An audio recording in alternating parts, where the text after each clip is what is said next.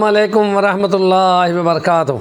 بسم اللہ الرحمن الرحیم۔ آج میں اپنے سامعین ناظرین کو ایک ایسا عمدہ وظیفہ بتانا چاہتا ہوں جو کہ آج سے 10 سے 20 سال پہلے القلم اخبار پشاور سے، جس کے کالم نگار مولانا مسعود اظہر سعدی کے قلم سے لکھا کرتے تھے، اور قومی مشیر وزیر اعظم نواز شریف عرفان صدیقی بھی ان کی بہت تعریفیں کرتے تھے کہ کیا بات ہے جیسے وہ بیان کرتے ہیں۔ تو انہوں نے فرمایا تھا کہ ایک بزرگ کے بقول کہ وہ وظیفہ جو مشکلات کے حل کے لیے خاص ہے، اس میں اگر ساتھ ہی 4 اسماء الحسنی ملا دیے جائیں تو وہ پھر مشکلات کے حل کے لیے کمال چیز بن جاتی ہے، اور اس کی تصویر صبح و شام ایک نکالنی چاہیے۔ اور اس میں ان کے الفاظ یہ تھے: لا حول ولا قوت الا باللہ العلی العظیم، یا فردو یا وطرو یا احدو یا صمدو۔ یہ خدا کی ذات کے اور افعال کے اور قدرت کے مظاہر کی 4 صفات ہیں، جن کے لیے خدا کا کلام یہ کہہ چکا ہے کہ وَلِلَّهِ الْأَسْمَاءُ الْحُسْنَى فَادْعُوهُ بِهَا۔ ان کے ساتھ اپنے رب کو پکارا کرو۔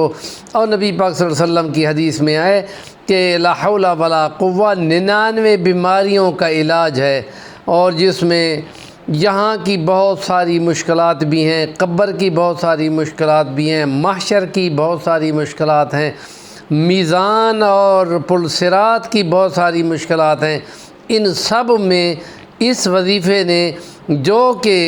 میری ذرا سی کوشش کسی برائی یا کسی نقصان سے بچنے کے لیے یا کوئی نیکی کرنے کے لیے کوئی بڑی سی طاقت، ذرا سی ہمت بھی نہیں ہے کہ برائی سے بچ سکوں، اور بڑی سی طاقت بھی نہیں ہے کہ فوجیں یا طاقت ہو یا حکمرانی ہو کہ نیکی کی جا سکے، ہاں سوائے اس کے کہ اللہ کی مدد سے، کہ جو بلند شان والا ہے، بہت بڑی عظمت والا ہے، اور جو اکیلا ہے اور وہ اکیلی ذات میں ہی رہنا پسند کرتا ہے کہ وہ تقسیم نہیں ہوتا، اور وہ صمد ہے اور اکیلا ہے، احد ہے اور صمد ہے۔ اور یہ سورۃ اخلاص کی یہ صفت ہے کہ جس کے لیے یوں فرمایا گیا ہے کہ سب کو صمد وہ ذات ہوتی ہے کہ سب کو اس کی ضرورت ہے، اس کو کسی کی کوئی ضرورت نہیں ہے، اور جن کا کام اس کے بغیر نہ چلے اور رک جائے، اور جس کا کام ان کے بغیر یعنی مخلوق کے بغیر نہ رکے اور چلتا رہے، کوئی ہو تب بھی وہ ہے، جو جب کوئی نہیں ہوگا تو تب بھی وہ ہوگا، اس کو کہتے ہیں والاول والآخر۔ اور حدیث میں اس کی تشریح یوں آئی ہے کہ اگر تمام مخلوق نیک پارسا ولی اللہ بن جائے تو خدا کی صرف ذات اور خدا کی طاقت اور اس کے تصرف میں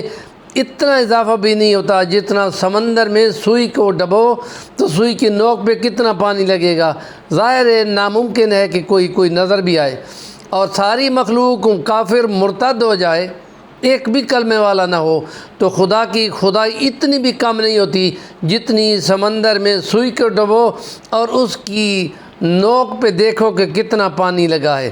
اس لیے وہ اکیلی ذات ہے اور وہ صمد ہے، سب کو اس کی ضرورت ہے، اس کو کسی کی ضرورت نہیں ہے۔ اور پھر وہ جب ایسے کلمات کے ساتھ خدا کو پکارا جاتا ہے تو خدا کی یہ شان ہے کہ وہ اپنے بندے کے اٹھے ہوئے ہاتھوں کو واپس رد کرتے ہوئے وہ کہتا ہے مجھے شرم آتی ہے کہ میں اس کو رد کروں صفراً خالی، اور وہ یقیناً دعا کو قبول کرتا ہے، یا وہی قبول کر لیتا ہے یا اس کے بدلے میں کچھ دے دیتا ہے، اور بہت ہو تو یہ کہ اس کو آخرت کے لیے ذخیرہ کر دیتا ہے، اور محشر کے میدان میں جب وہ اس کے بدلے میں کہا جائے گا تمہاری فلاں دعا یاد کرا دے گا خدا، بندے کو یاد آ جائے گا، تمہاری قبول نہیں ہوتی ہو تو تم بڑے جز بز ہوتے تھے، آج ہم بدلہ دیتے ہیں۔ جب وہ بدلہ دیکھے گا تو وہ آرزو کرے گا کاش کہ دنیا میں میری ایک دعا بھی قبول نہ ہوئی ہوتی، اور آج میں ان کے بدلے لیتا کہ یہ زندگی ابدالآباد کی ہے،